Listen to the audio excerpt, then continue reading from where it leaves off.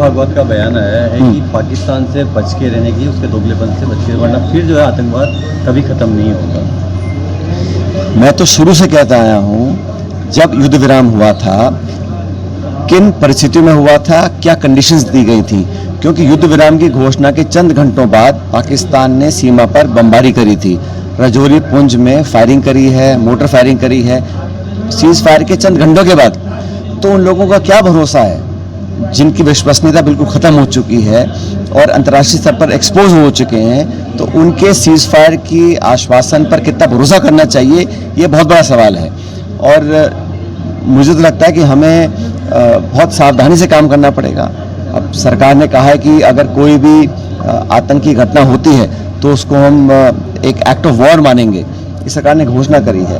लेकिन मुझे भरोसा कम है, क्योंकि पूरा जो साजिश और संसाधन और ताकत जो पाकिस्तान को मिल रही है वो चीन से मिल रही है, और चीन चाहता है कि हमारे पश्चिमी बॉर्डर पर यहाँ घटनाएं होती रहें, और भारत जो एक बड़ा देश है, लोकतांत्रिक है, विकसित होना चाहता है, उसमें बाधा पड़ती रहे।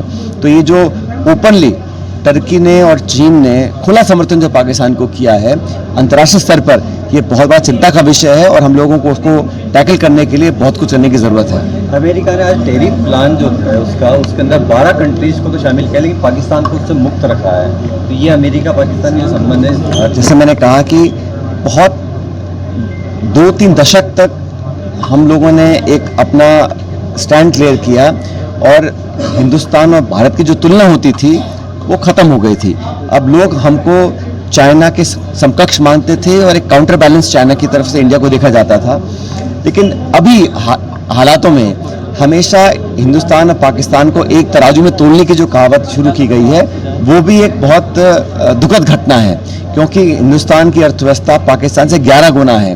वहाँ लोकतंत्र लगभग ख़त्म हो चुका है, एक फेल्ड स्टेट है जो उधार मांगकर भी तनख्वाह लोगों को देती है।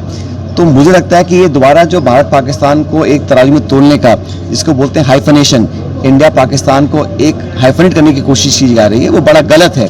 और जैसा आपने कहा कि अमेरिका के राष्ट्रपति जो बार बार बोलते हैं, तो वो हिंदुस्तान पाकिस्तान को एक तरफ देख रहे हैं। ये हम लोगों में कहीं ना कहीं हमारी कमी रह गई है कि हम इसको स्थापित नहीं कर पाए कि आज तक 1990 के बाद से हिंदुस्तान और पाकिस्तान को लोग अलग देखते थे। हम लोकतांत्रिक हैं, विकसित हैं, शांतिप्रिय हैं। उनके देश में ओसामा बिन लादेन पाया गया है, अजहर मसूद पाया गया है, सारे नामी ग्रामी अंतर्राष्ट्रीय आतंकवादी वहाँ पनाह लेते हैं।